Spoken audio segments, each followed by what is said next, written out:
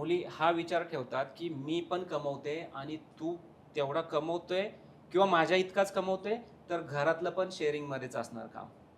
आता सगळ्या सिटीमध्ये म्हणा नाही तर तालुका डिस्ट्रिक्टच्या ठिकाणी पण पाहिलं तर आई-वडील हे त्यांच्या लोकल प्लेसला राहतात. मुलं जी आहेत ती फक्त ॲज अ कपल म्हणून दोघं एकत्र राहत असतात.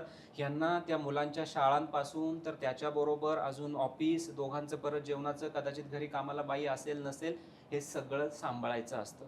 मग त्याच्यामध्ये जे किड्स बाळांचं जे आहे, आता आजकाल ट्रेंड आहे डिंक, डबल इन्कम नो किड. म्हणजे आम्हाला मुलं नकोच आहेत. का? कारण त्या मुलांचं कोण बघणार?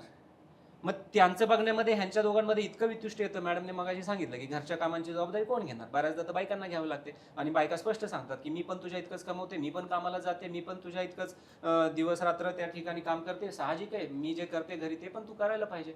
पुरुषांचा इगो हर्ट होतंय. मग तिथून छोट्या-छोट्या गोष्टीवरून क्लॅशेस निर्माण होतात.